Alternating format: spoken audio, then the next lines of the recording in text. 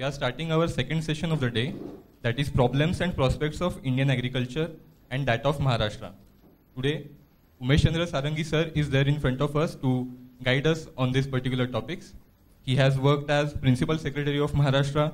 He has also worked as Director of Agriculture of Maharashtra, and he has brought significant reforms in various agricultural sectors like agro-processing, various modernizations, and exporting of agriculture products. So let's hear from him what are the various problems and prospects of Indian agriculture and that of Maharashtra. Okay, good morning to all of you. Very happy to be with you on this rainy morning. One lecture and no breakfast. So I can see the mood, I can understand, appreciate the mood and the sense of frustration. You have to listen to me in empty stomach. I also have lost half an hour because I was supposed to speak to you for 2 hours. Because the subject was long and I wanted to give you more time to ask questions. Now, I had the good luck of working as Director Agriculture, Commissioner Agriculture and Secretary Agriculture Maharashtra for 8 long years. And then I also worked as Secretary Animal Husbandry, Dairy Development, Fisheries, Cooperation, Marketing, and worked as Chairman NABARD also. So NABARD, you know, deals with agriculture only. So I had a good chance to have a look at the way the country's agriculture was going, the measures that government was taking to develop our agriculture, to make ourselves self-sufficient, to diversify our agriculture, commercialize our agriculture, enhance agriculture export.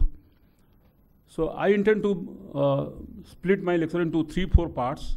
First, of course, I would like to give a historical perspective of how we moved, where we stood when the Britishers are here, where we stood when they left, how we progressed from there from till today, and where we go from here. I will also, towards the end, tell a bit about agriculture in Maharashtra, because many of you would be writing the MPSC also. So having some idea about agriculture in Maharashtra would be essential. So that is how I decided to split the lecture, and that's how I felt if I keep half an hour for question answer, then 1.5 hours I should be able to deal with all these 4 subgroups. Let's see, we'll try to do a honest job. How much of it we are able to cover, time will tell. Now, first of all, of course, I would like to appreciate the fact that you have chosen to be a civil servant. Okay. There is always an ambition in life. Now, the ambition has a purpose for self and purpose for all those with whom we live. So, self is, of course, taking care of ourselves and telling ourselves, yes, you are good enough, you can do it, and you deserve it, you stand to win. And when it comes to this is a job which gives you a wonderful opportunity to serve millions at large in various capacities. And a lot of it happens from your own initiative, own actions, than somebody prodding you all through to do them. So that's why choosing to be a civil servant is a very desirable thing to do, and that you are trying to get there is very good. I have my best of wishes to all of you. Do well and be yourself someone, and also make use of that being someone for the good of the country. Now, coming to the topic, you see, if you look back, say, to 1870, we were doing our agriculture in the traditional way, and there is no relationship between agriculture, farmers, and government. Those days, British government. So in 1870, the Viceroy felt that India is being required to face famines too often, and millions of people die in those famines. So we need to improve agriculture production, and we need, for doing that, for achieving that, attaining that, we must arrange for public instruction in agriculture. The government must tell farmers how to do their agriculture, and must provide all facilities that helps in doing improved agriculture. So the Viceroy suggested constitution of a separate department of agriculture in 1870. The British government didn't agree. However, they agreed to include agriculture as one of the sub-departments in the Ministry of Revenue. It took another 10 years in 1880, because 78, 79 and 79, 80 were 2 bad years of famines. Again, millions of people died. So Lord Ripon became Viceroy. You know, the Ripon started the first census of India. So he decided to start a Department of Agriculture, and so the states had also a Department of Agriculture, and the directorates started working. Like the Directorate of Agriculture in Maharashtra came in, that time Bombay State came in 1883.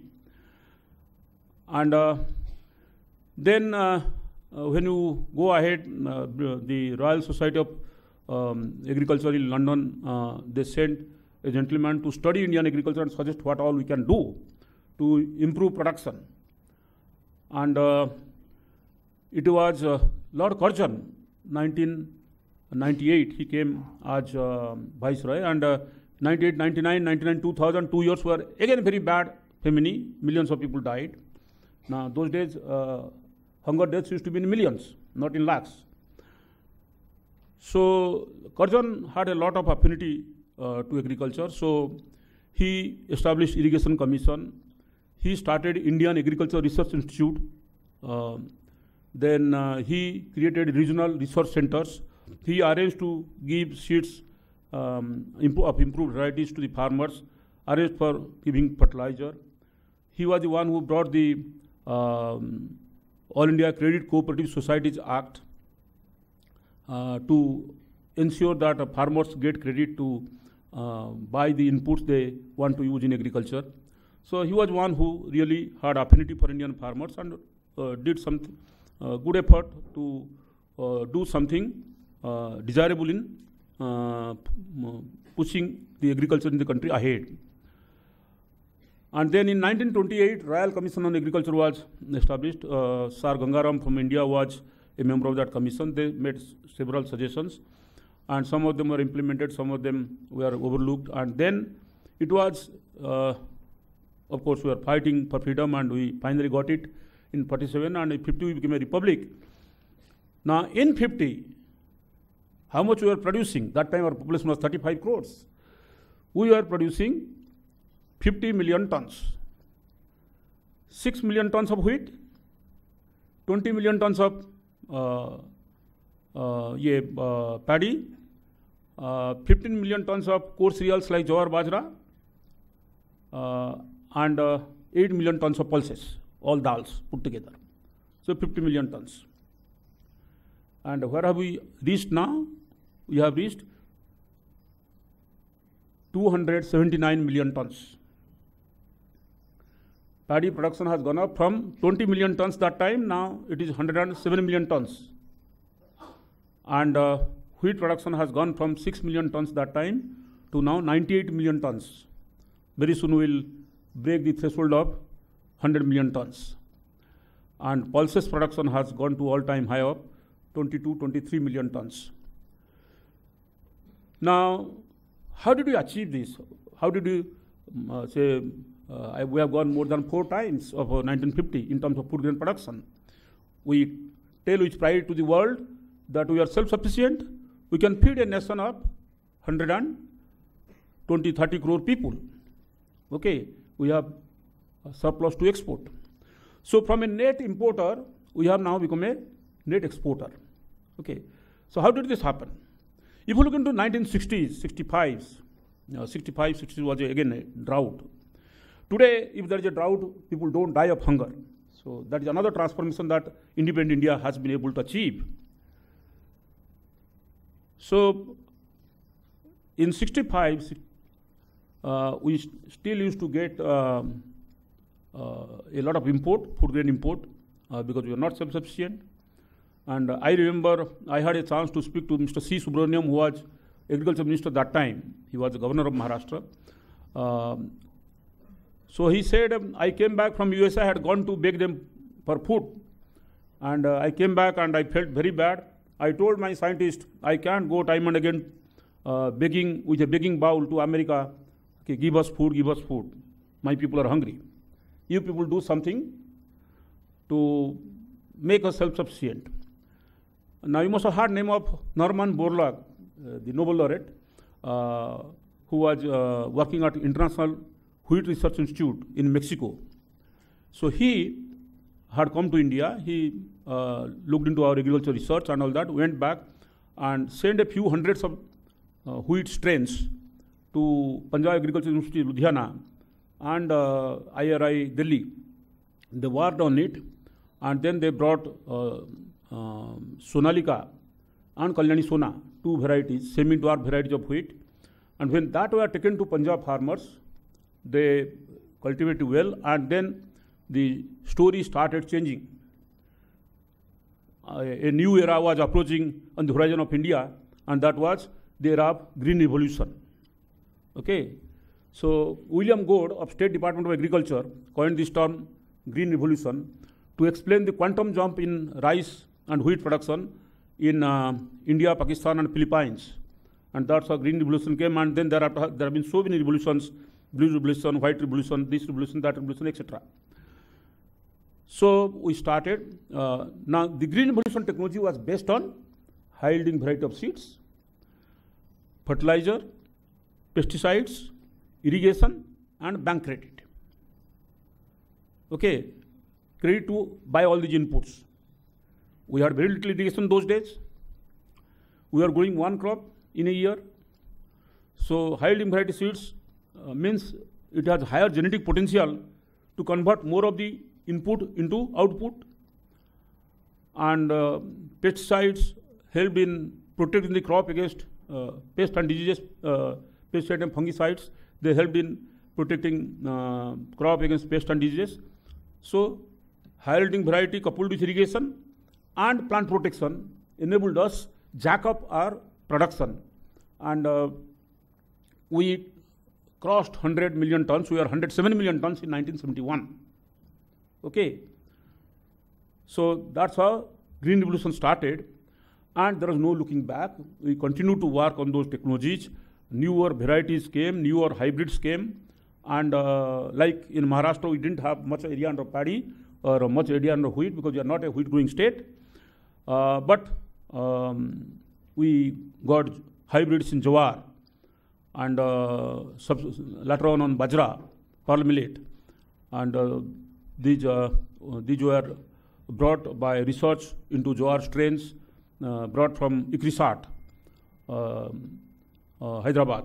And when those hybrid jawar came, Maharashtra also jumped in jawar productivity almost 3 times, from 6 quintals per hectare to 18 quintals per hectare. And that is how Green Revolution started in Maharashtra. So country as a whole went on raising its production. There was a gap between our requirement and because the production had not been very highly diversified. We are still a lot of reliance on basic food grains, that is cereals and pulses. So because most of us were vegetarians, so pulses were the main source of protein. We are today the largest producer of pulses. We account for 1/4 of the total pulse production in the world. So if you look from that time, now research institutions started giving new varieties one after another. They were replaced after due intervals so that your process of increasing production continues. And finally we became, by 90s, we had become self-sufficient. We produced enough to be able to feed our people. There is no requirement for import. Now, having come to this point, let us examine in terms of a producer in the world among different countries, where does India stand? In 80% of the agricultural commodities production, India stands in first 5. It starts first in many, second in many, third in many, and fourth in many. Okay. How it is possible? Is it because of increase in productivity? We have increased our productivity, but other countries have increased it much better. Now, only in Punjab we produce 7 tons of paddy, 6 tons of paddy per hectare. Only in Punjab we produce 4 tons of wheat per hectare. But China produces it for whole of China. Okay, Egypt produces it for whole of Egypt. So many countries in the world have attained yield levels much higher than us, either 3 times of us or 2 times of our average productivity. Then how did we become self-sufficient? So to appreciate this point, I have to tell you that India, agriculturally speaking, India is a blessed nation. We are blessed with, endowed with very rich natural resources for agriculture. You imagine world as a whole, 10% of the land is cultivable. And India, 43% of our land is cultivable. So we have more cultivable land than any other country can boast for. In terms of total cultivable land, the only country ahead of us is United States of America. But America is 3 times India in size. So they are having more land in agriculture than us, is not surprising. China is much bigger than us, but China's cultivable land is less than us. Okay. So first positive was that India accounts for 2.3% of the total land area of the world, but accounts for 11.6% of the total cultivable area of the world. So that is positive number 1. We have more arable land, more cultivable land. We have the largest area under irrigation for any country in the world. Okay. Only 40% of our total cultivable land is irrigated so far. But in terms of absolute acreage, that is largest for any country in the world. So the positive number 2. We have fantastic fertile soils, most of them riverine delta, like the Ganges and the Brahmaputras and the Mahanadis and the Kaveris and the Krishnas and the Godavaris. Okay, so first grade soil. They are declining over the years. That is different. Why they are declining, we'll discuss. So that is positive number 3. We have plenty of sunshine round the year, all round the year. Finally, the whole world, all animals live on the photon, the solar energy being trapped in the chemical bonds of a carbohydrate through a process called photosynthesis. Okay, for that you need sunshine, and we have plenty of bright sunshine all over the years. That is positive number 4. Climatically, we are endowed with all possible climate. You have tropical climate, you have subtropical climate, you have arid climate, you have semi-arid climate. So you have temperate climate, subtemperate climate. So all possible climates. That means anything that grows anywhere else in the world can be grown in India. Okay. So more land, enough water, and good quality soil, bright sunshine. So we have all positives on our favor. And of course a very large population to work up on. So India can really be a superpower in agriculture. With these levels of productivity, where our productivity is either 1/3 or 1/2 of the best achieved anywhere else in the world, we are the 6th largest agriculture exporter in the world. 6th largest country in terms of agriculture export. Okay. We are the 2nd largest producer of fruits, 2nd largest producer of vegetables, 3rd largest producer of groundnut, 2nd largest producer of cotton, largest producer of banana. I can go on adding. Okay. So yield level so low, and still we are in the first 5th in terms of bovine meat.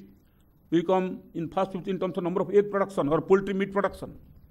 So that means we have, this point I am trying to harp on the fact that we have done reasonably well. We have come so far. We are able to meet our requirement. Now, the population has also undergone the transformation. There are more white-collar job people, and the food habit or the consumption basket is getting highly diversified. I don't want to eat 425 grams of rice and so much of dal. I want to eat little bit of them and many other things.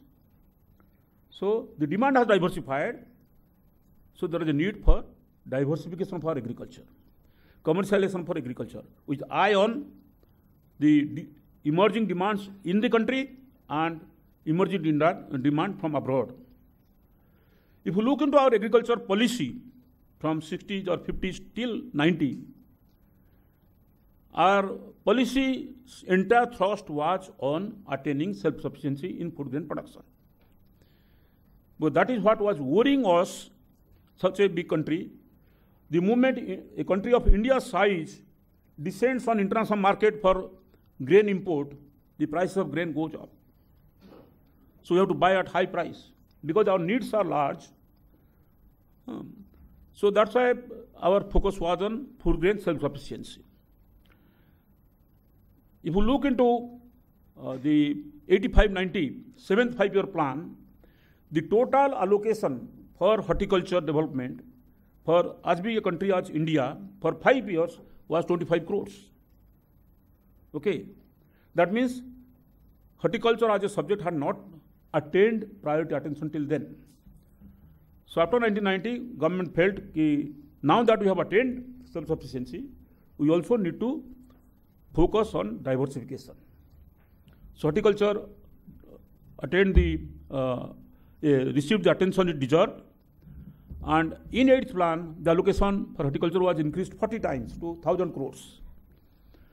And then, of course, the National Horticulture Mission came of 15,000 crores, and today we are the second largest producer of fruits and vegetables. We also produce a lot of cut flowers, billions of cut flower, long stem cut flowers. Now, so horticulture did take up.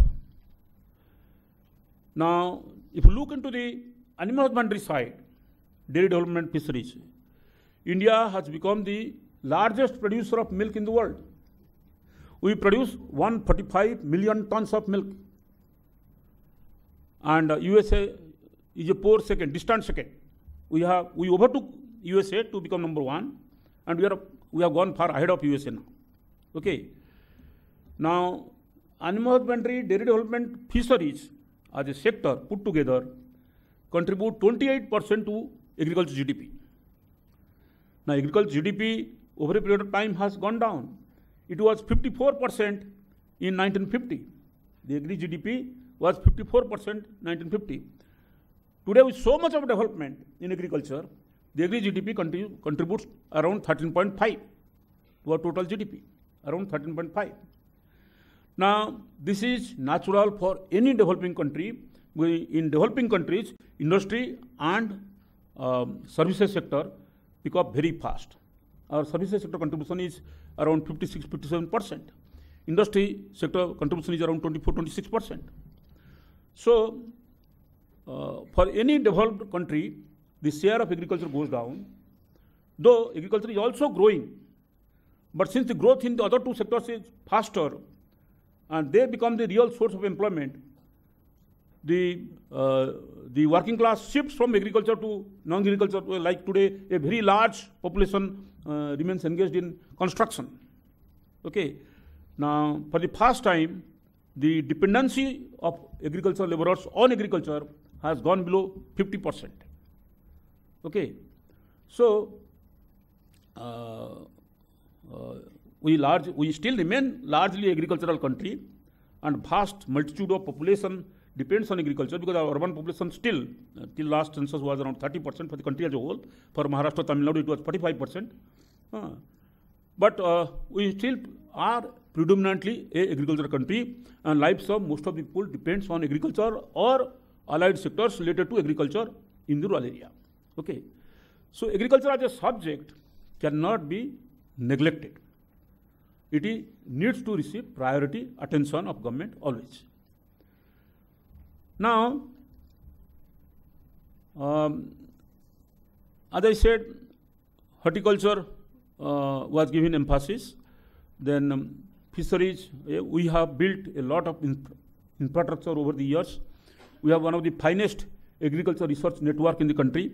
We have national research centers, crop specific research institutes, and of course IRI is there, and ICR as a umbrella organization looks after the entire agriculture research in the country.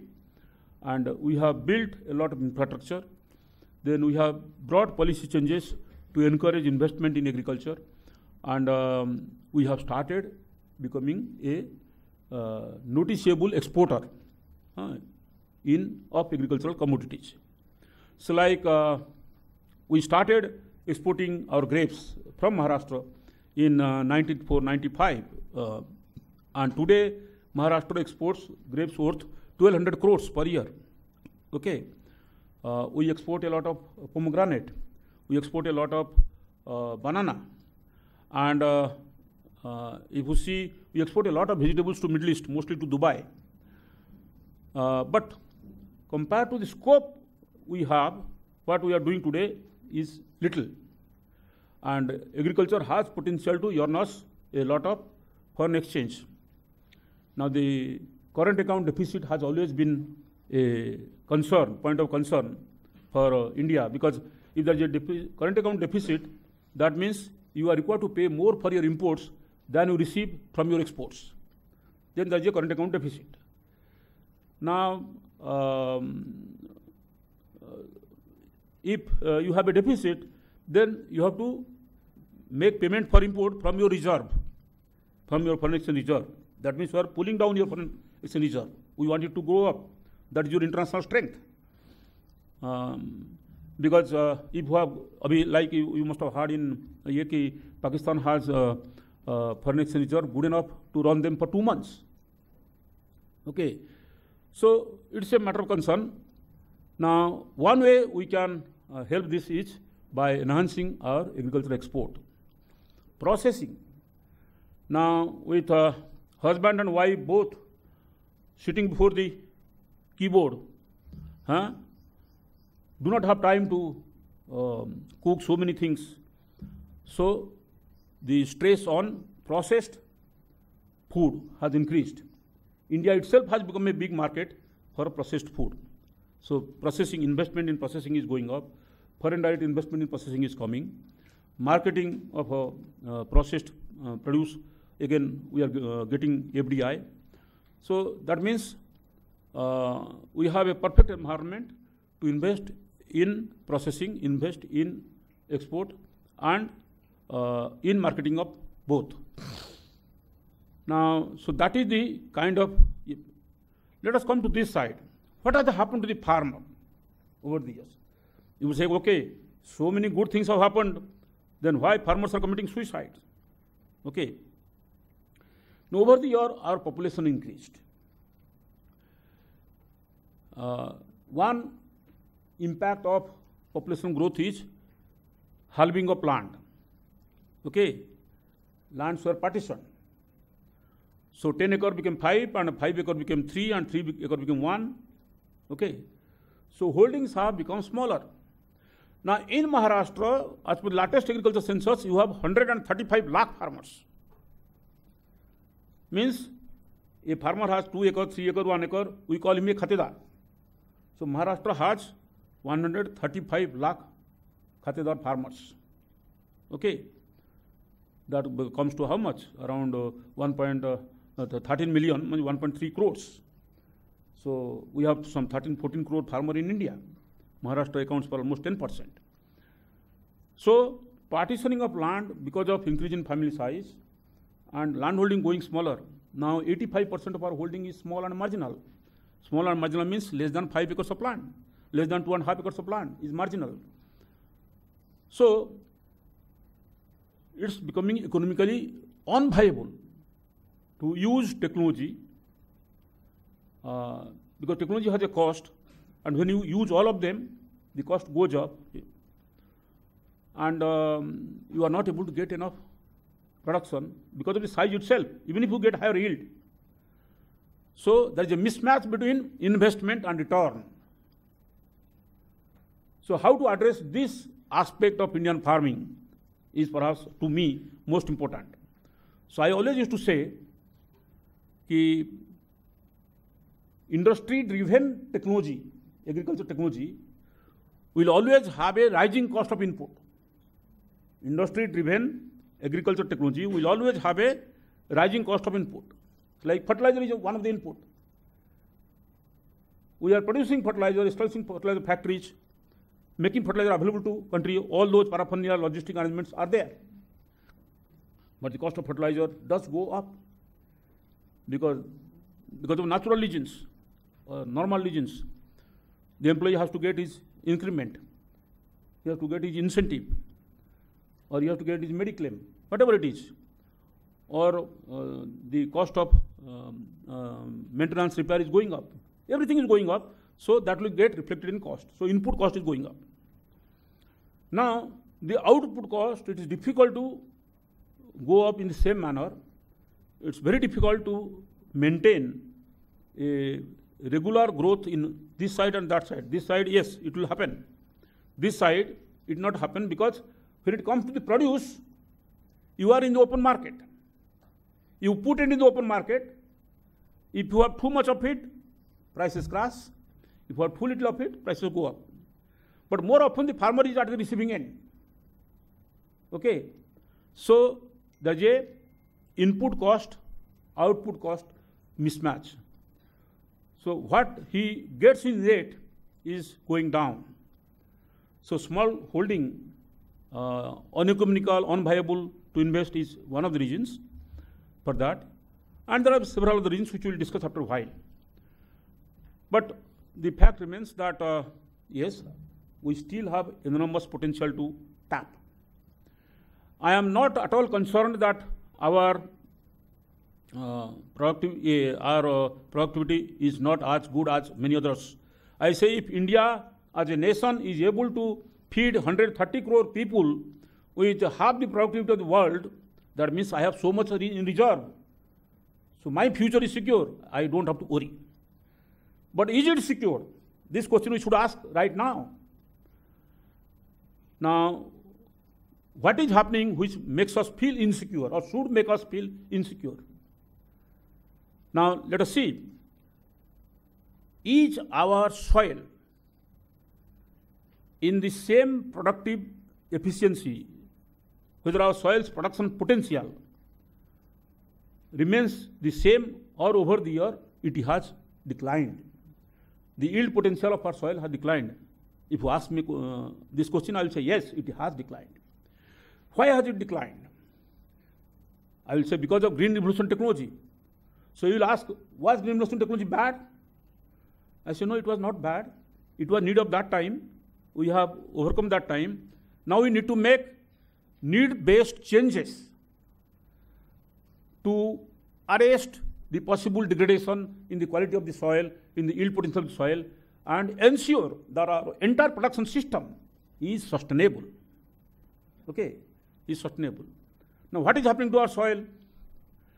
In 65 or 64, when green revolution started, now that time soil was being cultivated once per year. There was no irrigation, so it was rain-fed production. So किसान ने कुछ बो दिया और कुछ आ गया. उसके बाद soil got a rest for 8 months. In 8 months, whatever little it had lost to the crop, recouped. So soil remained in the same condition. Then we said, okay, genetically it is possible to get seeds which will have higher production potential than the current ones. We went for that. So production increased because of higher potential. But higher potential is like if you get a wrestler to fight, wrestling bout, and keep him hungry for 3 days and then put him to the ring, will he win? He will not win. Similarly, if you put a high-yielding variety seed and do not give it feed, will it produce? It will not produce because it has potential to convert more of the nutrient into finished product. But nutrient is not there, it will not produce. So we said, okay, high-yielding variety seeds and feed will give fertilizer. Then came irrigation. Irrigation creates conducive environment. So the crop is not subjected to shocks of dry spells. Okay, so production remains high. Now, all these conditions, then you say, if I have irrigation, why should I take one crop? I will take 1, 2, 3. So multiple cropping. So high yielding variety seeds, fertilizer, irrigation, multiple cropping, we virtually did a nutrient mining of the soil. So whatever it had has been picked up. The soil is crying. I have nothing now to give. Don't expect much from me. The soil is fatigued. Okay? The soil is fatigued. So, if one thing that requires maximum attention today, it is our soil, its health. And the government came with an idea of issuing soil health card to the farmers. Basically to ensure that farmers become conscious about maintaining, sustaining health of the soil and its production potential. And again, there is an issue there. How many people? If 135 lakh farmer is there and each farmer has only 2 plots, so you have 270 lakh plots all over Maharashtra. So to take sample from 270 lakh plots, test it for 16 nutrients and give recommendation to the farmer is a Herculean task. Okay, even if it is, we have to do it. We have to preserve our soil for our future generations. Otherwise, तुमचा आमचा पोता सांगतील की आमच्या आई वडिलांनी किंवा आमच्या दादा दादींनी आयास आराम केले, आता आम्हाला भीक मागायला लावले. बरोबर आहे? So we have got to preserve the production potential of soil. Now imagine in Miraj or in Daund or in Sirampur, you have now soils which was growing fantastic sugarcane 20 years back. Today, a काडी सुद्धा उगवत नाही तिथं. The pH has gone to 9. Okay, so this deteriorating health of soil has to be, and our production system has to be made sustainable. What is sustainability? Sustainability is described as that condition of soil to give you what you want today without compromising with the ecological integrity of soil for future years. Okay, so sustainable farming should be our aim. How do we make it sustainable? Now, one of the activity in the soil is the microbial activity. Soil is just not what we see. There is a lot of it which we do not see.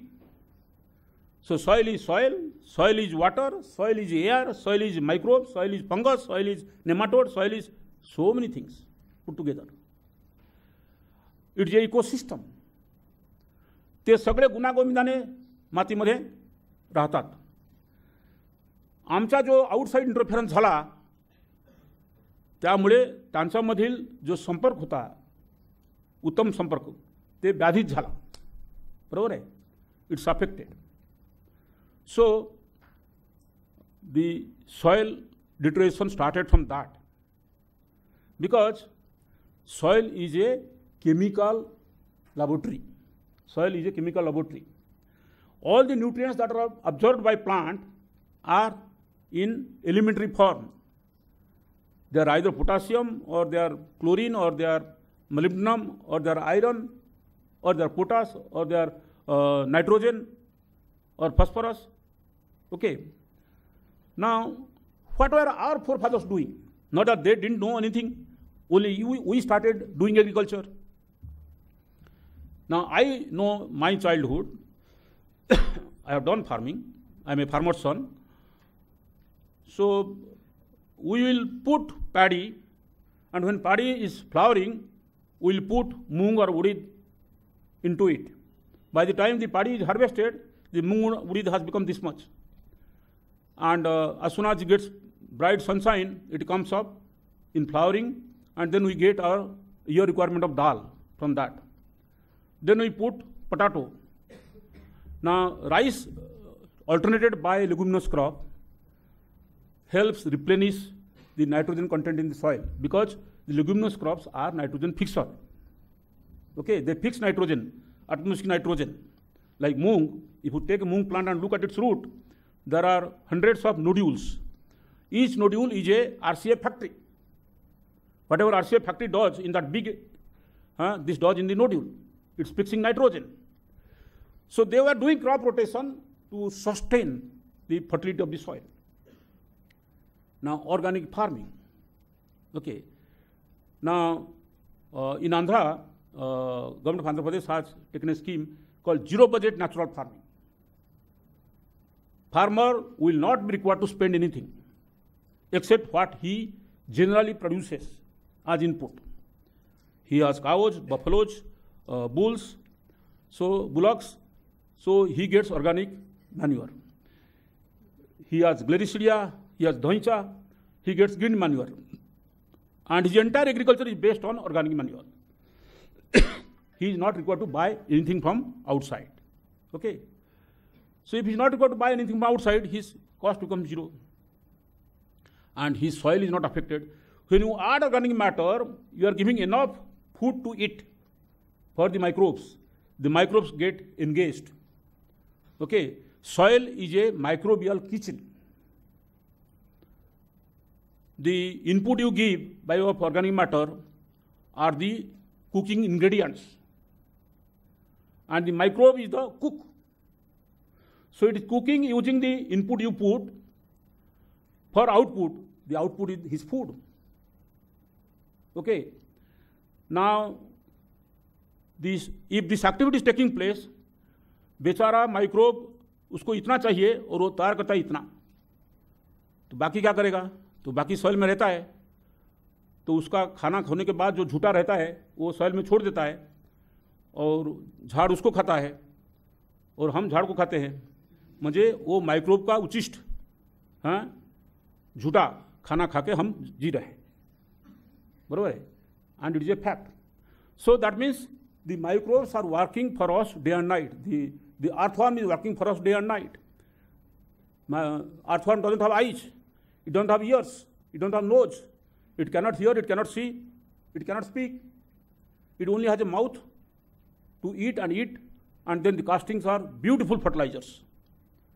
Okay, so we have now, in reversing this process of soil health deterioration, we have to adopt technology which reduces cost, enhances margin of farmer, and at the same time retains the production potential of the soil.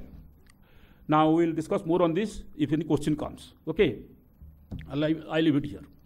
Now, another point, the reason for which farmer is the latest discovery in agricultural research was the genetically modified species.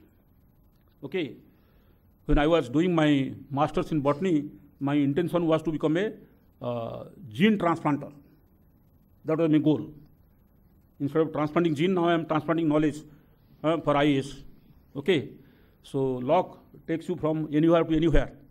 Many times you think of something, man proposes, God disposes. Okay, so the scientist in me got killed and the administrator was burned. Now, I don't know what will happen. Maybe for some of you it may be reverse. You will not become an administrator, but you will end up in becoming a scientist.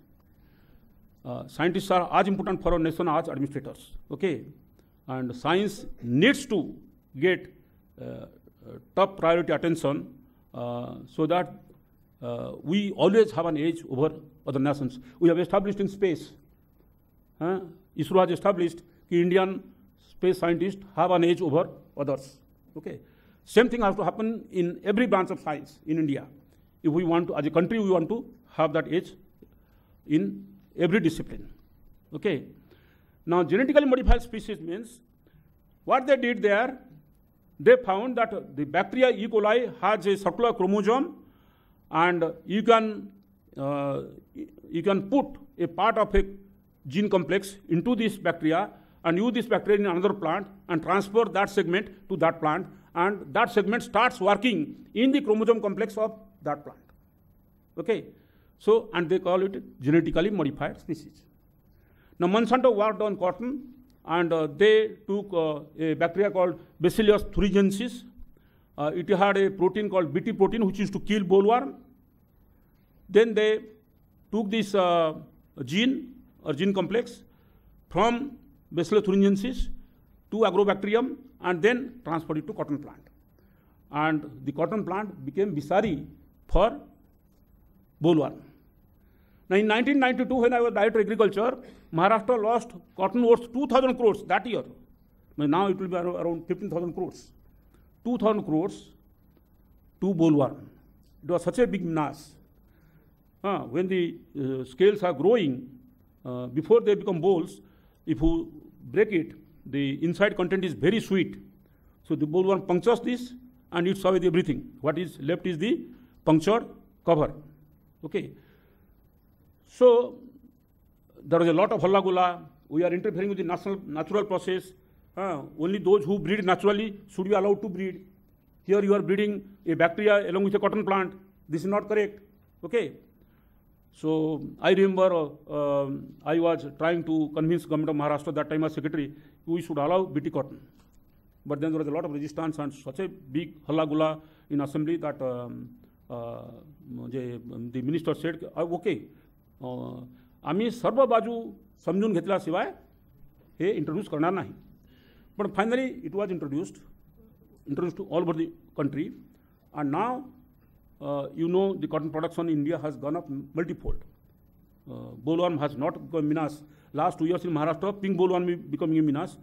So otherwise bollworm infestation has gone down. Productivity has gone up from 35 lakh bales to 80 lakh bales.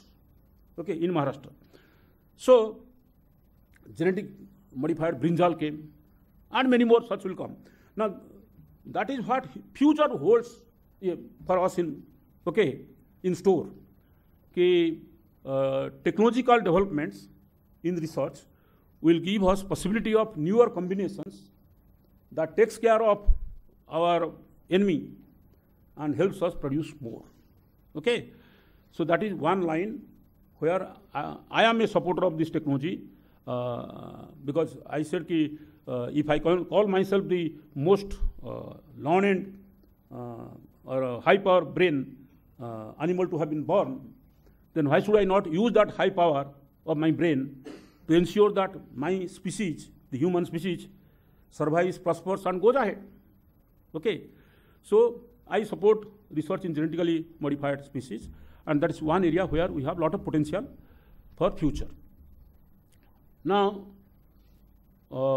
mechanical speaking, when you say processing and preservation technology has improved significantly. And then World Trade Organization has come, so trading with other countries has become easier now than it was before, because there are a lot of limitations before. You can't enter there. If you enter there, they will put tariff. When tariff is put, your cost becomes more than their cost, so you are not competitive, you don't sell, etc. But WTO has eased out many of those conditions, so export is more possible now. Now, world economy is becoming highly integrated. It's like if you look into Indian export and Indian import, for which we have to be connected to another country, then it's huge now. That's why anything happening anywhere else in the world has its impact on India. Okay, if there's a slowdown internationally, its impact is there on the economy of India as well. So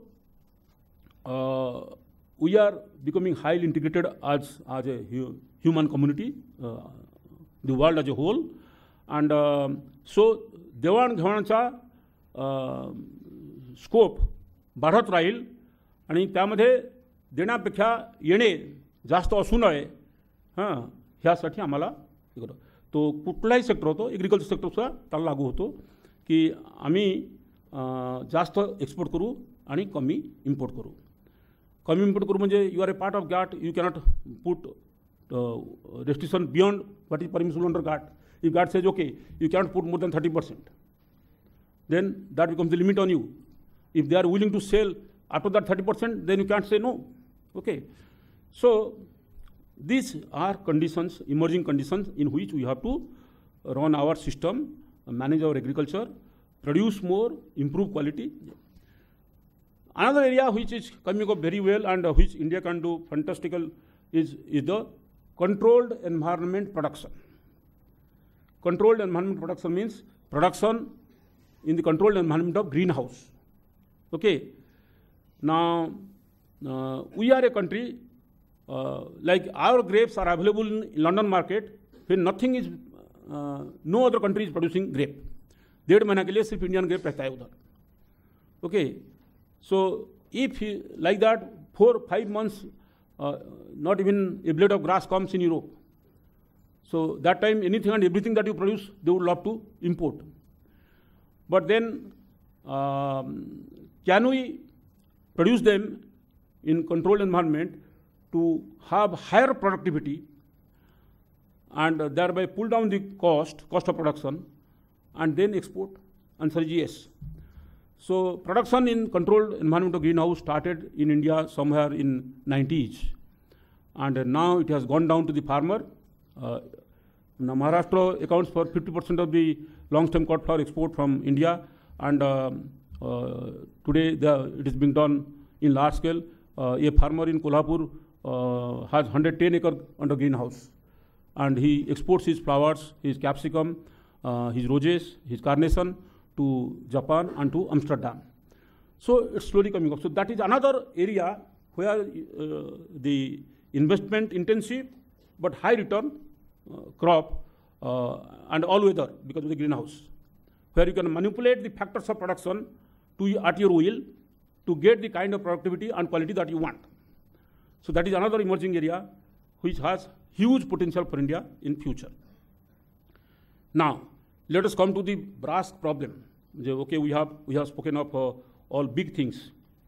What about that small man, the small farmer, a farmer with small holding, who grows jowar, bajra, rice, wheat, or a little bit of vegetable or this, to basically for personal consumption, for survival? Why he is in bad shape? Okay, so what all we have done as a country? Now every state puts a major chunk of its budget for irrigation development. Irrigation development always gets priority for any state government. Agriculture is a state subject. Plus, center also has started last few years. Center has started putting huge investment in irrigation. Like right now, you have Prime Minister's Krishi Sinchai Yojana with an investment of 50,000 crores, and then you have Government of India micro irrigation program with a target of 1 million hectare per year under drip irrigation. Okay. Now, that is one area which should scare us in terms of natural resource, and that is water. Now, I don't know if you have seen a movie in National Geographic magazine. Now, it was projecting what would be the condition of water availability in India. World as a whole, water is going to be a big issue, and in India also it will become a big issue in the next few years, and it will be very challenging to do agriculture in that kind of condition. Now, we as a country, we had a per capita water availability of 5,000 cubic meters in 1950. Now it is 1,600 cubic meter. Okay, it may go down to 1,100 cubic meter next few years. And then this I am talking per capita average all over the country, but some of them will have 1,100, some of them will have 300. So the areas which will have 300 would really be big pockets of water scarcity. You must have read that a news came, Indian cricketers were told, ना कमी बोलले जास्त म्हणजे आता तुम्हाला क्रिकेटबद्दल आवडणार नाही कारण काल रात्री तुम्ही भरपूर झाला असेल तुमचं when we lost by 1 innings and 159 runs. So the number 1 test nation in the country goes down. Now, when they were in Cape Town, they were told to take 2 minutes shower, not more than 2 minutes, because Cape Town was facing one of the most severe water crises. And experts say there will be many Cape Towns in next few years all over the world. Okay, so water is going to be a big issue, and it will be a big issue for India as well. Now, let's think for a while. What is coming? The non-irrigation requirement of water, demand for non-irrigation requirement will expand. You will have more population, domestic use. You will have more urban areas, domestic use. You will have more industry, industrial use. You will have more thermal power plants, energy use. So the requirement of water for non-irrigation requirement will go up. As it goes up, if total water that you can provide is limited, then water available for agriculture will go down. So you have to do your agriculture with that limited water and still would not lose in terms of yield, in terms of productivity. Okay, if that has to happen, then you need to use your water carefully. You need to economize on use of water. So India is one of the countries which took to drip irrigation or micro irrigation or pressurized irrigation quite early in 90s. Okay, we started. I was collector of Nasik, so my farmers' grape orchards started dying. Now, how to keep them alive for 4 months? Can the water available in the well be enough? Yes, if you resort to drip irrigation. So we brought 23 hectares under drip and were able to save the orchards. So next year, with the help of National Committee on Use of Plastics on Agriculture, I took a scheme, gave 50% subsidy to the farmers, and we continued to do install drip systems in grapes. Today, 100% of the grape area in Maharashtra are drip irrigated. 100% of the banana in Maharashtra are drip irrigated. Almost 80% of the pomegranate is drip irrigated. So Maharashtra was pioneer, was leader in resorting to this technology. So people used to say Maharashtra is Israel of every new technology gets tested in Maharashtra. Okay. So now Government of India, I came at Direct Agriculture, and Government of India called me to formulate a scheme for them in drip irrigation. This scheme has undergone changes over the years, and now Government of India puts around 2,500 crores per subsidy to be given to the farmer who accept drip technology. And last year they put almost 1 million hectare under drip. This is, you must have heard this slogan, more crop per drop. Have you heard it? More crop per drop. So that was part of this Prime Minister Krishi Sinchai Yojana, a part of this 50,000 crore provision. Okay. So our efforts to increase irrigation potential, both through state governments and central government, is on. That's one. Second is, drought will always visit you once in a while. मुझे महाराष्ट्र तो म्हणतात की drought जो आहे, सुखा जो आहे तो एक रिलेटिव्ह आहे. 3-4 वर्षात त्याला वाटतो की मी थोडा महाराष्ट्र जाऊन येतो, बरोबर आहे. एक भेटी तो 4 वर्षातून देतोच, कधी कधी 2दा येऊन जातो. अरे तू गेल्या वर्षी आला होता, पुन्हा कशाला आला? मला वाटलं तुम्ही आठवण केला, तुमची आठवण आली म्हणून पोहोचलो, बरोबर आहे. So Maharashtra has been fighting with drought on a regular basis, बरोबर आहे. सो महाराष्ट्रासाठी अशा प्रकारच्या तंत्रज्ञानाचा आवश्यकता जास्त आहे, बरोबर आहे. So what does a farmer do now? If I say on date to ever, should there be debt to ever? Not. Now I can give as many for as against, as in reasons for it as against. But what happens? A small farmer takes 20,000 rupees loan, does the agriculture, and drought comes and his crop is gone. He is not able to pay back. This is, his side is right. But banks have taken your and my money as deposit, and they gave it as loan to him. That money did not come. Bank's NPA increased. Now bank's NPA has gone 4 lakh crores, 5 lakh crores NPA, non-performing asset. What is a non-performing asset? The money which you gave as an asset to somebody, you created asset with him in terms of purchasing a cow, but he is not, the cow is not giving milk, he is not able to sell the milk, either of the reason, and he is not able to pay back the bank. So it becomes a non-performing asset. Return is not coming. And if it becomes NPA, the bank is in problem. All our banks are in problem today. You must have read in paper. So it is a two-way sword. So ह्याच्यावर निर्णय घेताना धारेवर चालावं लागतं. So how can you help the farmer? So crop insurance, can there be an insurance for the crop? Okay.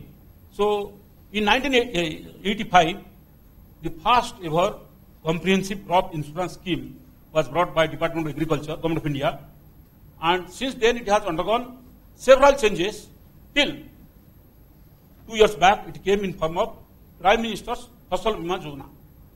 Now, technology is evolving, assessment is evolving. Now, such a big country to run this scheme becomes so difficult. So, if it has to run as any other insurance scheme, perhaps it will run. Okay, but then how much was the loss? How do you assess? Because today assessment is done on the basis of paisewari or anewari. Now, सगळ्यांचा anewari 50 पैसे खाली आला तर मिळेल म्हणून सगळ्यांच्या anewari 50 पैसे खाली. किती पैसा परत होणार म्हणून no insurance company will come to take insurance. बरोबर आहे. सो प्राईम मिनिस्टर फसल विमा योजना came with certain additional stipulations, including on the spot weather report. You can take report from the satellite, from the net, and if required, send a person, see the condition of the crop. So many things have been introduced, and the return that farmer get. So as long as you are not ensuring that whatever was the actual loss, the cost of that gets recouped to his loan account, so that the loan burden goes down to that extent, farmer will not get the actual relief. Then timely implementation of this scheme, in the sense he has to take a loan next year in June as rains come. His compensation for loss, if any, has to come before June. So he knows how much he got, bank knows how much he got, and bank manager knows how much more loan he can give him this year. Okay, so doing this is again a Herculean effort, but it has to be done, because farmers' risk is finally becoming bank's risk, is finally becoming your and my risk, is becoming nation's risk. Okay, so we have to help farmer, we have to support farmer, and if farmer gets supported, then rest of them automatically get supported. So that is that means the insurance scheme has to work properly and be of use to farmer. Okay. Now, coming to pest control. Now, you know, pest control as an initiative took place, started in 1844. In 1844, in England, there was a famine. That was because of late blight of potato, which is a fungal disease in potato. The entire potato crop got destroyed, and in England they eat a lot of potatoes. So there was a famine. So people said, we must do something to protect our crop, and that's how spraying started. Okay. So all the pesticides were now classified now into 3 categories: the chlorinated hydrocarbons, and then the organophosphorus compounds, and then Jagdish bhai, I'm in a lecture. I'll speak to you after a while. Okay. Okay. So and third is synthetic pyrethroid. Now the first group was very dangerous, DDT, benzene hexachloride. So it is banned now. I had banned benzene hexachloride when I was director here. Second is organophosphorus compound, endosulfan. You have heard of Satyajit Joyate, Amir Khan, Kasargod, Kerala. Okay. So that means now the population has become health conscious, and they say, okay, is your product pesticide free? Now, product will not be pesticide free. If you have sprayed pesticide access to rahega. So they say, okay, there has to be a permissible limit up to which residue can remain. What is that permissible limit? Okay. So permissible limit is, suppose they have 2 parts per million. This is the limit. So all the grapes which we send to Europe are tested, and only if they fit into the permissible limit of different pesticides which are sprayed on the grape, then the consignment is affected, otherwise it is thrown to the sea. Okay. So this happened in Maharashtra 1 year. We started grape export, farmer got good money, we were very happy. Then one fine year, the entire consignment was thrown into sea because the pesticide residue levels were high. So I was very sad. I said, we tried to give more money to farmer and he ended up getting 0. So I established the first ever pesticide residue testing laboratory in India, in public sector. This in Pune Agriculture College compound. So this thereafter we tested the grape to be exported, the consignment, take a sample, test it for all the pesticides that are used here, and only if it passes the test, the consignment is allowed to move, otherwise not. And thereafter there have been no rejection. No rejection. Then, now you must have heard about banana republics. The Latin American countries which produce a lot of banana and export to America, they exploit the labor there. So Europe said, no, we will not take your banana if labor is being exploited.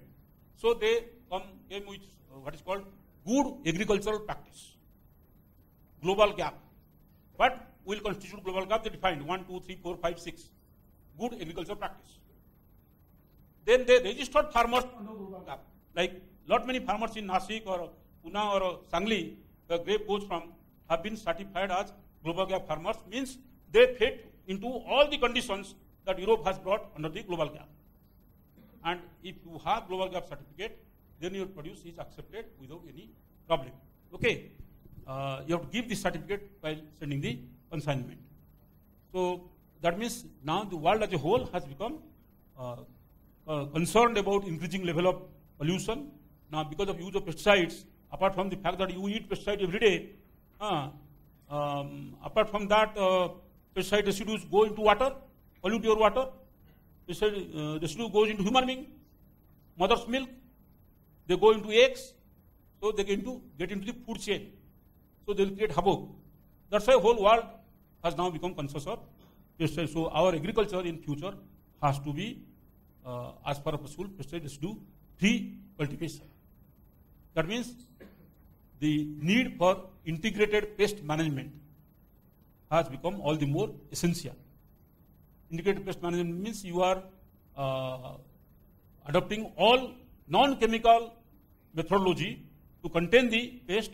Only if with everything having been used, the pest is still going ahead, then you use chemicals. And if you use, then follow all the prescription, how much, in what concentration, what time, in how many days gap, all those should, so that the residues are not left. Okay.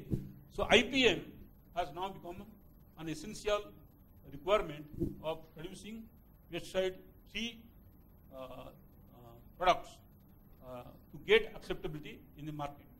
Like organic produce get a higher price, pesticide residue-free produce also get a higher price. So our future has to take this into consideration when we go ahead. So greenhouse production, commercial agriculture. While doing all this, we have to evolve technology which keeps the cost under control. That is the basic reason why. Then last but not the least, let's see what is happening in marketing. Now in 70s we brought an act called Agriculture Produce Market Committee. Now APMCs, Pune APMC is in Gultekdi. Okay, we brought this with sole intention if farmers are being exploited by middleman or by on the farm, so all farmers will bring their produce to a common place. They can't sell it anywhere else other than that common place called market yard, and there it will be put to auction, and the best price, so farmer will get a fairer price if this is done. Now nobody question this, this is very good, but we people are very apt. Now we will farm herring. Me बोली बोलतो ना, तो I was told कि I saw a lot of handkerchief shops near the market yard. So I said, why these handkerchief shops are there here? Who buys the handkerchief? तो बोले साहब इसके सिवाय तो ऑक्शन होगा नहीं. मतलब handkerchief और ऑक्शन उसका क्या संपर्क है? बोले साहब वो handkerchief हाथ पे रहता है, हाथ ऐसा रहता है, उसके ऊपर handkerchief रहता है और handkerchief के नीचे वो बोर्ड ये करके बताते हैं आज कितना बोलने का. बराबर है? So farmers' fate is decided by handkerchief. Now, if you see, various studies have established this. Or why study? I am saying I used to buy when I was in Malabar Hill, staying in Malabar Hill. I used to buy cauliflower for 40 rupees a kg, and I rang up Satara Market Committee at what rate because I was secretary marketing. At what rate cauliflowers auctioned? 4 rupees. So somebody who produced it, म्हणजे 4 महिना काबाड cost करून तयार केला फार्मरला 4 रुपये आणि 2 दिवसात तो market इथे पोहोचला, 2 दिवस जो हाताळला त्याला 36 रुपये. सो दॅट इज अनदर, म्हणजे like you keep the cost of production low on that side, similarly you ensure he get genuine price this side. So now Government of India has come with what they call ENAM, okay, National Agriculture Marketing, electronic platform for national agriculture marketing. Now it is slowly picking up, but then every APMC has to have electronic auction, and the middleman has to go. Middleman, now Government of Maharashtra has said now farmer can sell his produce anywhere, he need not bring it to the market. Wherever he will get, but where he sells, he has to sell at that place where he has a buyer. Does he have a place there? So unless you say, okay, this is the market where any farmer can come, he has to be a farmer, he has to get a certificate as a farmer, he can come and sell his produce. But this is the placement for it, and that should be place where everybody can come to buy. So buyers will get cheaper and farmer will get higher. Okay, so we have to do a lot of changes in our agricultural marketing so that the farmer gets a better price. So this is one. Second is, can agricultural community be part of an exchange? Like you trade in exchange, your shares, company shares. Similarly, agricultural communities can be traded. So I put my, suppose I said, okay, you can trade on my produce. I put it in warehouse, and then it was put as part of the commodity in the exchange, and then trading took place. And whenever I said, okay, now you can sell, so it was sold. Okay, so for that you have National Commodity Exchange, NCDEX, in Bombay. It does this. So many things are in the offing, but it will take time for all of them to operate in full form, and we will have innovations to improve upon them. Now I would have spoken longer, but I have to leave at 12 because I have a meeting. Now it is, I think, still 20 minutes. So I close here and permit you to ask questions so that I am able to be more specific in answering questions in your mind than telling some blah blah from my mind. Okay, thank you.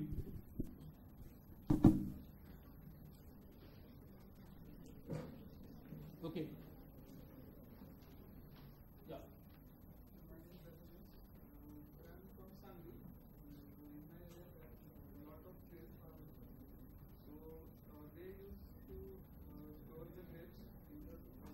I'll get.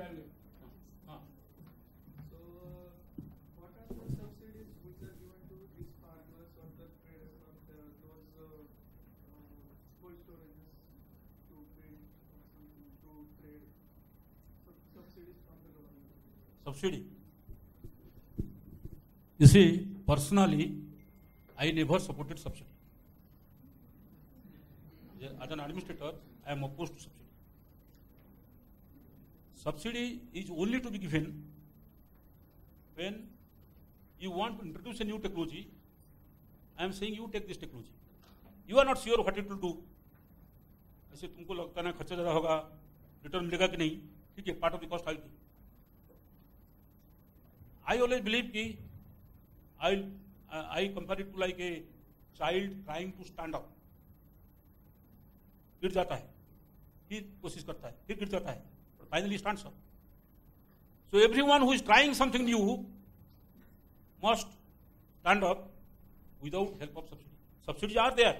Today subsidies are there. Opera has several schemes in which exporter gets subsidy.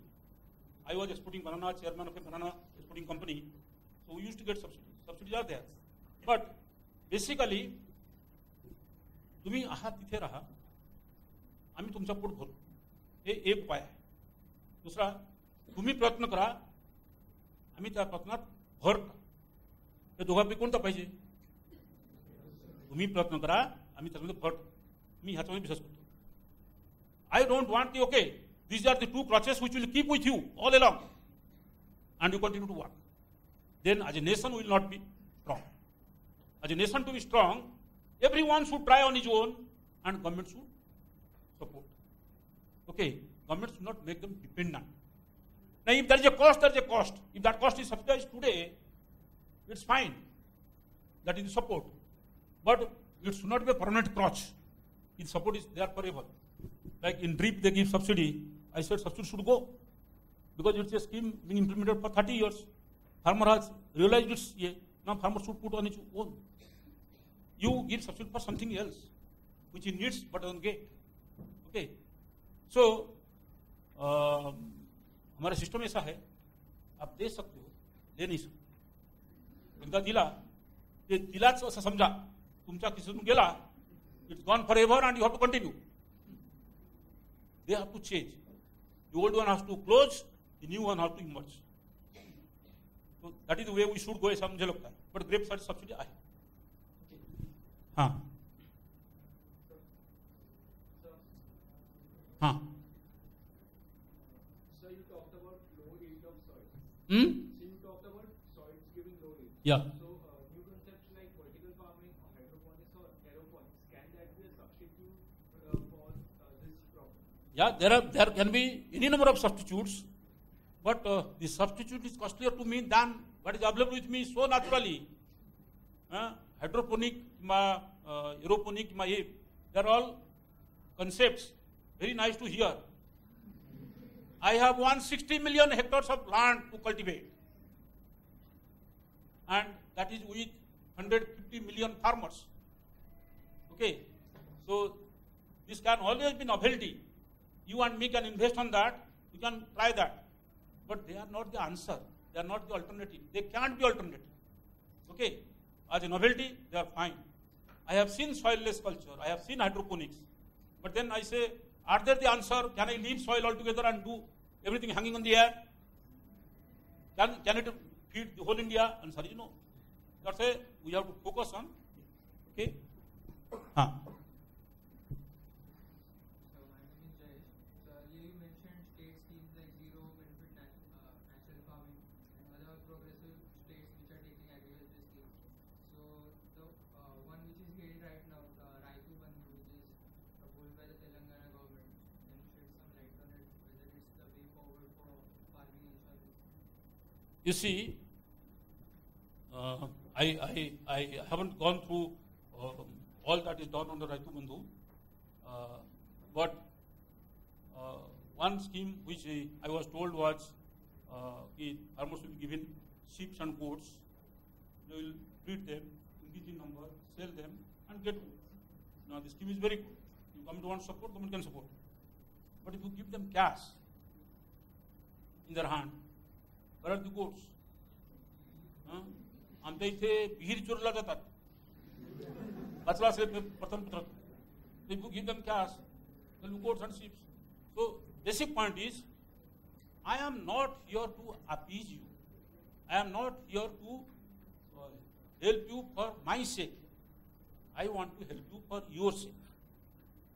And my first job is to convince you that I am helping you for your sake. Okay. ये लेने का, ये करने का, ये करने का, ये करने का, बरोबर है? That is a challenge to the bureaucracy.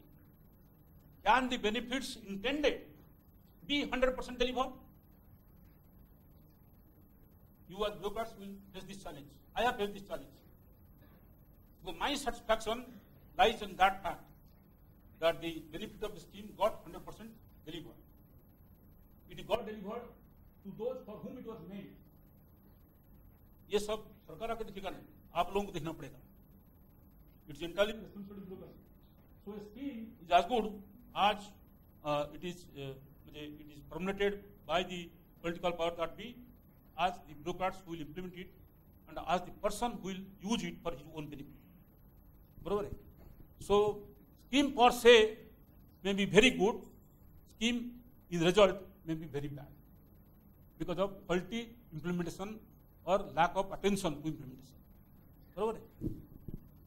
Okay. Sir, my name is Aditya. My question was, you talked about smaller size of land closing every year by generation by generation. There's also a problem of excessive labor, that where there are 5 people to be employed and 25 people working in a farm. So what could be a solution to this problem, excessive laboring and You see, as I said in between, agricultural labor was an issue 15 years back. It did not remain an issue after NREGA came. After NREGA came, labor has become a opposite issue. Labor is not available. One of the objectives of NREGA was you provide bargaining power to the labor. NREGA मध्ये 200 रुपये आहे, तुम्ही 200 रुपये दिला तर मी येणार नाही तर नाही. बरोबर आहे? So farmer will be forced to give 200 crore. Now farmers are saying our cost of production has gone up because of high labor cost. High labor cost. Okay. So NREGA ensured or helped in enhancing bargaining power of the labor. But when the economy was doing well, one industry which was booming was construction industry. And that required such a large number of laborers. So large number of laborers migrated from urban area to rural area. After NREGA came, large number of laborers from Bihar used to work in Punjab. They went back to Bihar. Okay. So today, and as I said, the dependency of agricultural laborer on agriculture has gone down below 50%. Okay. Now, labor has become scarce. Labor cost has risen. Okay. Now, what we need to do is, now another survey indicates that the non-farm income of farm laborer or even a farmer is more than what he gets from agriculture proper.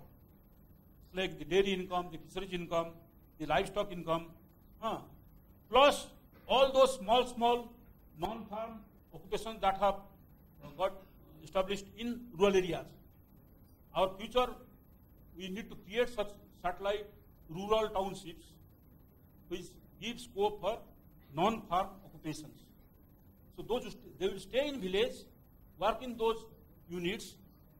Their non-farm income will be more than their agriculture income, and at the same time they will work in agriculture. But if he comes to work in construction here, he is not available to work in my farm there. Okay. So, and agriculture does require labor. So, after NREGA came, there has been an increase in mechanization. But those small mechanization in farm operations, which farmer can afford, he is resorting to that because labor is not available. Okay. Currently, minimum support prices are increased to 1.5 times of the production cost.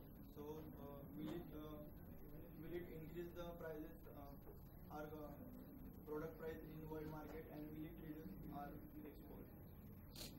Okay. You see, this is the first year. The government announced Kharif procurement will be the first procurement to be done as per the new announcement. Now in commission, there is a commission on agricultural cost and prices, which fixes price, recommends to government. Government gives the same or less than that or more than that. Now, the earlier government had appointed Swaminathan Commission, and he had said that it should be 50% over the C2 price. Now, the method to calculate, on that method they had said that you should give 50% more.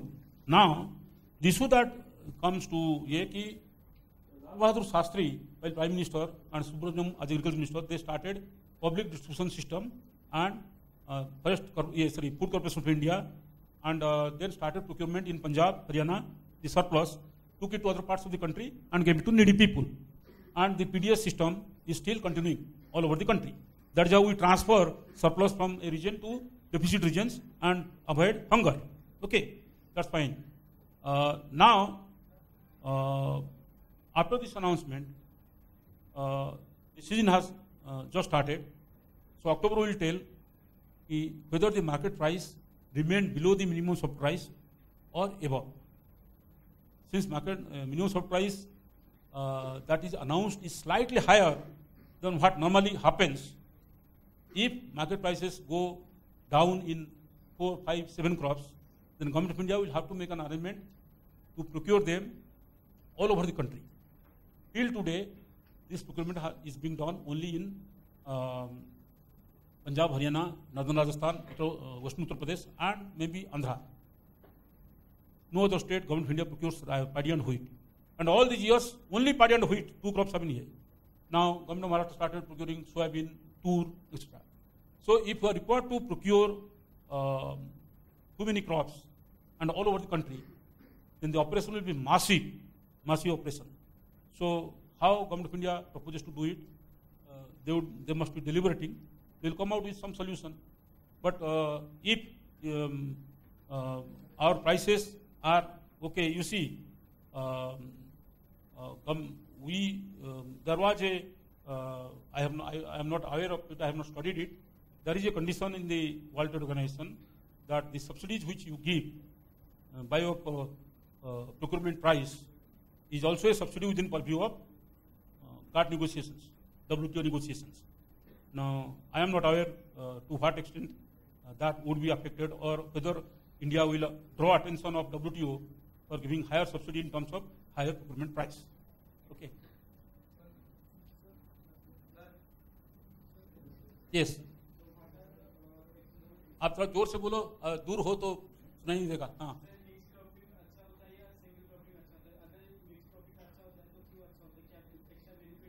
Can somebody give me the mic?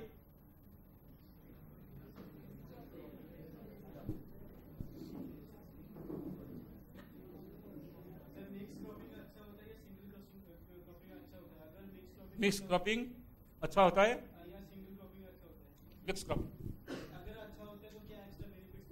Mix cropping अच्छा होता है दो कारण के लिए. एक है, if one is lost other is there, don't lose the whole. This simple. That is one. Second is, if they are crop in rotation, say like in Akola, Buldhana, they will go for moong with cotton. Between two lines of cotton, they will have moong. So moong is adding to the soil, cotton is drawing from the soil. Okay. So two reasons. One is both of them will not go. At least one crop will come. And second, you are putting a crop which adds to the fertility of the soil.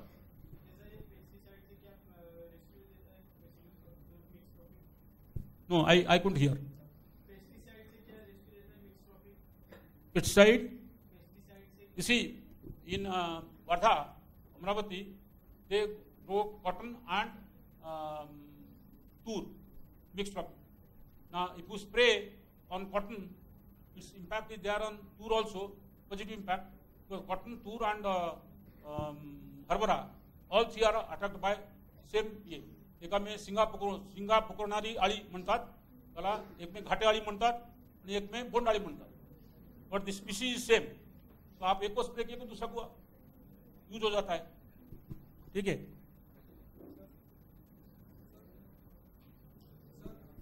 हाँ yes.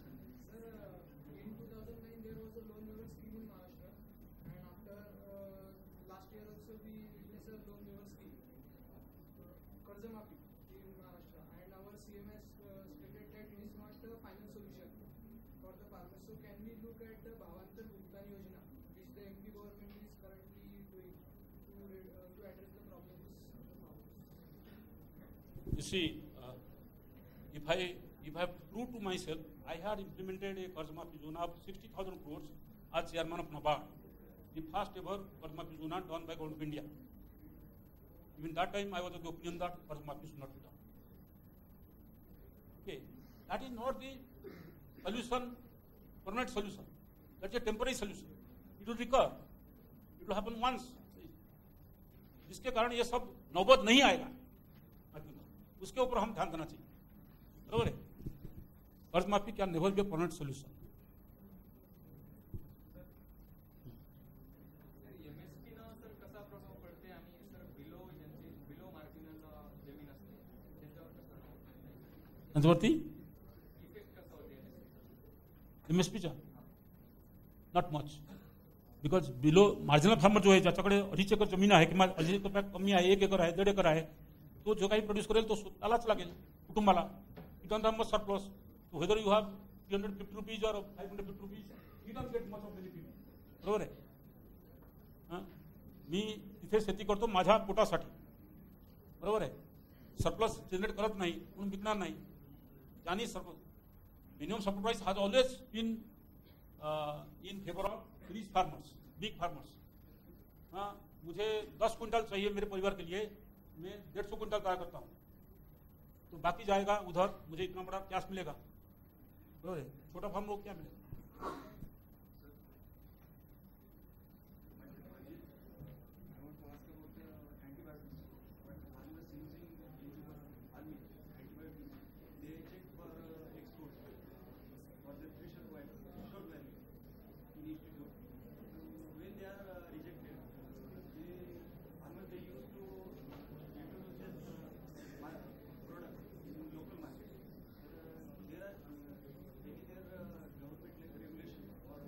The buyers in local market are capable of digesting everything. Buyers in local market, his question is, if when we send it abroad, they test it and it gets rejected. When it's put in local market, it gets sold. I said the buyers in local market have developed the ability to digest everything. Yes, we should have also those standards. We should have those standards, but unfortunately today we don't have those standards. Everything and anything that comes to market gets sold. We eat them. We may be in long term suffering out of impact of accumulation of those residues. But as on today, we don't have any system except whatever goes through for processing, that do get tested. So there you can introduce something. But what comes from farmer's field to market, आज तो कुछ नहीं है। ठीक है? Let me see my watch.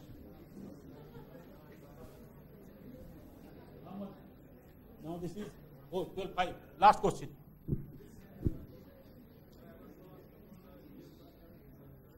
जोर से जोर से।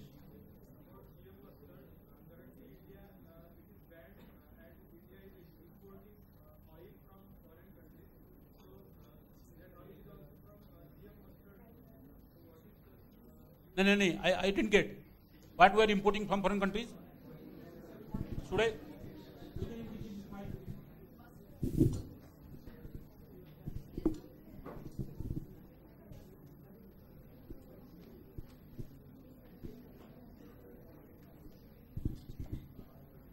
Sir, I want to ask about GM mustard. Currently, India have banned growing of GM mustard, and we have to import oil from foreign countries. So that may be probably from GM mustard only. So what is the use of ban? You see, I told you I am a supporter of this use of GM species, but yes, we take caution. The caution is mustard is crossed to oil, and we that's a most favored oil in Uttar Pradesh, Bihar, Bengal, Odisha, so many. Okay, it's a part of our food product, daily use food product. So you have to be 100% sure that the transferred gene doesn't lead to any adverse consequence in the user. That is we. Okay. Now cotton seed oil is also used, but it is used sparingly. But cotton seed itself is bisari because there is a chemical there called gossypol, which is harmful. But mustard is 100% used only for that purpose, oil. And bhajis done in mustard oil are really very tasty. So that's why, since it will be 100% used, before science and technology gives permission, they do tests on guinea pigs, and they do a sample population to see if its use, GM mustard oil use, has any deleterious effect. If it doesn't have, then in due course they will permit this also. Okay. Thank you. I had very nice time with you. You gave me a very patient hearing. I would have loved to speak more, but time became constrained.